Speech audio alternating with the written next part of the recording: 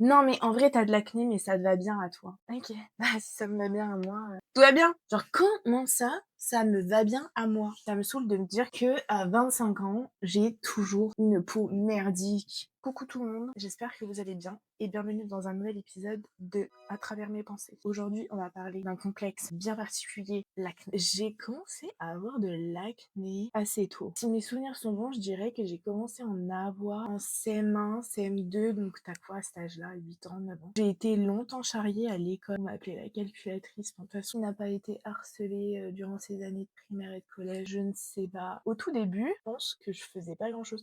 Enfin, si, je sais pas si vous vous rappelez, ma mère m'a acheté l'eau précieuse et sinon la pâte grise de chez Payot. En rentrant au collège, je me rappelle qu'on était allé voir une dermato pour lui parler du coup de mes problèmes de boutons, d'acné. Elle était en mode c'est normal. Elle m'a donné des petits trucs, mais enfin, genre ce que tu donnes à une gamine quoi. Et le truc c'est que j'ai une peau hyper réactive. Enfin, j'ai eu de l'eczéma et j'ai une peau grasse sur la zone T, mais j'ai des zones de sécheresse. J'ai une peau hyper atopique, c'est ultra chiant. Donc, en termes de skincare, je fais souvent très attention à mettre le moins de choses possible. Donc, au collège, au tout début, je crois que je me maquillais pas. C'est venu après, mais ma mère, elle m'a laissé faire des dingueries, hein. Vous vous rappelez, la Dream Matte Mousse? J'ai retrouvé des photos de moi, donc, en plus de ça, enfin, la Dream Matte Mousse, c'était horrible. Ça faisait hyper crusty. Enfin, les boutons se voyaient à travers. Genre, ça faisait un dôme énorme. Vraiment, des fois, je revois ça, je suis en mode qui lui dit à la pauvre poupette. Donc, je me suis quand même très vite maquillée, surtout le teint.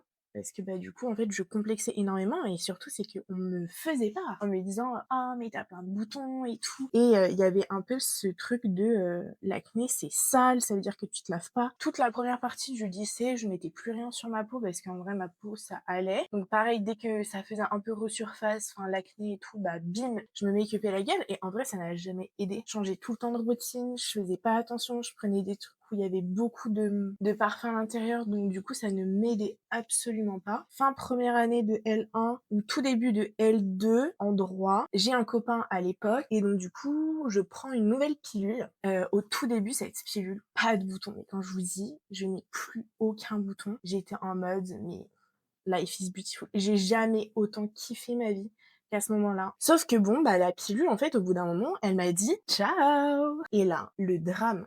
Mais quand je vous dis que je pense que j'ai jamais eu autant de boutons qu'à cette période, c'est jamais, enfin, j'ai jamais eu autant de boutons. On est un peu confinés à ce moment-là et je regarde sur TikTok des gens qui ont de l'acné, qu'est-ce qu'ils utilisent comme produit et tout. Et du coup, je fais une liste longue comme ça à aller à la parapharmacie pour aller chercher des produits pour l'acné. Je commence à appliquer mes produits pendant plusieurs jours. À un moment donné, je me réveille, donc je suis avec mon ex à ce moment-là. Impossible d'ouvrir les yeux. Il essaye de m'aider et vient le moment où j'arrive à ouvrir les yeux. J'ai les yeux gonflés comme ça, des plaques sur le visage.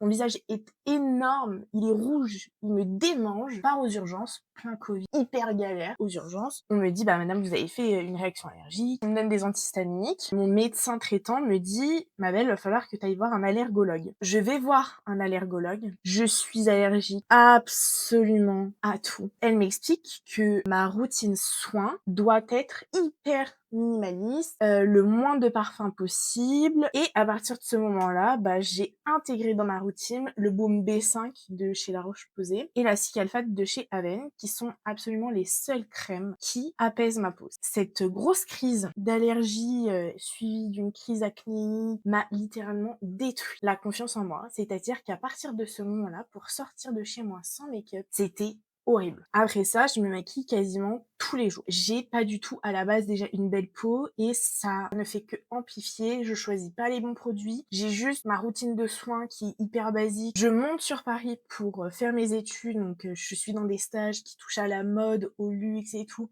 Je vois toutes les meufs avec des clear skin, enfin c'est un enfer. Et du coup, je rentre dans un truc un peu obsessive d'avoir une clear skin, d'essayer tous les masques, tous les trucs de beauté coréenne. J'ai encore énormément de difficultés de me montrer pas maquillée. Comme vous le voyez, j'abuse un peu du bronzer et du blush. Donc c'est-à-dire que dès que je vais au travail, enfin j'allais au travail, dès que je me présente avec des gens qui ont l'habitude de me voir maquillée et qui me voient démaquillée, c'est en mode ah mais t'es malade, ah mais en fait t'as des boutons, des réflexions comme ça, genre en mode je le sais, je me vois dans le miroir que j'ai l'air fatiguée, que ma peau est pas belle, que j'ai un gros bouton, enfin je le vois et les gens ont tendance à trop normaliser de faire des réflexions sur ta peau, en fait, c'est normal. Dès que je sors, mais même pour des trucs minimes, enfin, je trouve ça trop nul. J'ai envie de me maquiller parce que je me dis, on sait jamais. C'est juste, je me dis, je sais pas, j'ai pas envie qu'on me voit comme ça. C'est très compliqué. J'ai des points noirs, j'ai des cernes grandes comme ça. Je vous dis, genre, j'ai la peau qui est hyper granuleuse. Là, j'ai commencé une pilule en septembre qui est spéciale pour mon endométriose. Et franchement, je n'ai plus trop d'acné. Je peux en avoir, mais je n'ai plus des gros kystes. C'est juste que ma peau, en termes de texture,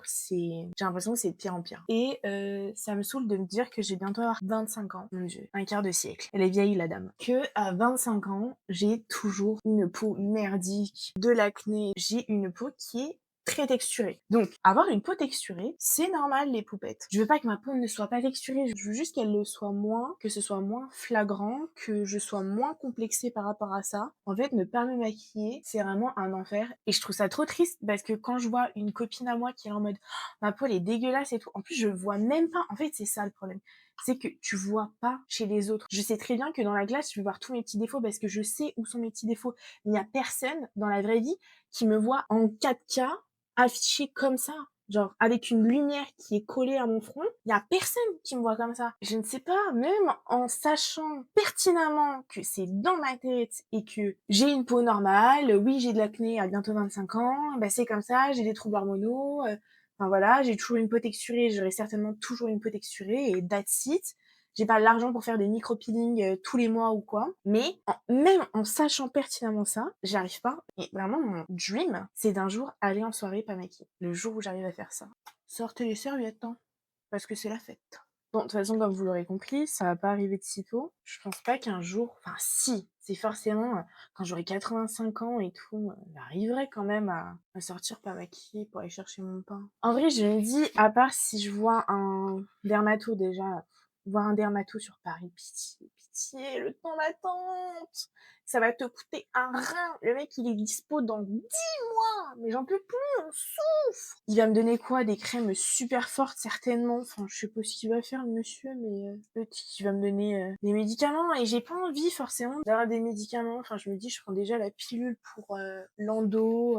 Est-ce que me rajouter encore un cachet, c'est vraiment la meilleure chose. Aujourd'hui, le podcast, il est moins dans l'interaction. Enfin, pas que vous me répondiez d'habitude, hein. Je parle beaucoup de WAM. Est-ce que vous avez de l'acné? Qu'est-ce que vous avez fait? Est-ce que vous êtes allé voir un dermato? Est-ce qu'il y a des produits miracles? Et en même temps, j'y crois pas trop aux produits miracles, vous savez, parce que je me dis, ouais, ça marche sur la personne, et ça veut pas dire que ça a marché sur moi, qu'on est tous différents. Après, il y a des gens qui vont me dire, oui, mais en vrai, t'as pas tant d'acné, et tout. Je suis totalement consciente. Il y a des gens qui ont vraiment, vraiment, vraiment plus d'acné que moi. C'est juste qu'en fait, ça me saoule parce que je me tape cette peau depuis que j'ai 12 piges, en fait. Je me demande combien de temps je vais garder cette peau. Est-ce qu'à un moment donné, ça va s'apaiser? Ça m'agace de me dire... En fait, je crois que c'est surtout mon âge, parce qu'avant, je l'acceptais. Dans le sens où je me disais, bah, meuf, t'es une ado, enfin, normal, t'as de l'acné. Que là, c'est bon, j'ai l'âge d'être daronne, j'ai de l'acné, ça me gave. Vous savez, c'est quoi le pire aussi que j'ai pu entendre? C'est quand quelqu'un te dit, non, mais en vrai, t'as de l'acné, mais ça te va bien à toi. Ok,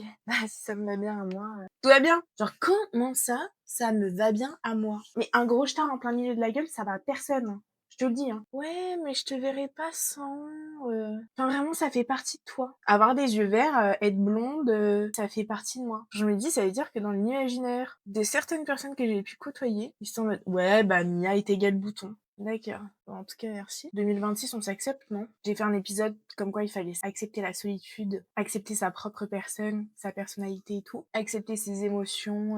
Donc, 2026, on accepte aussi sa peau, on accepte ses cheveux, on accepte son corps. J'espère que cet épisode vous aura plu. Il y aura pas d'épisode la semaine prochaine, parce que c'est Noël, et que je m'octroie une petite pause, vous m'en voudrez pas. On se retrouve très vite pour un nouvel épisode. Je vous souhaite à tous de passer un très très bon début de semaine. Joyeux Noël, et on se revoit vite. Bisous!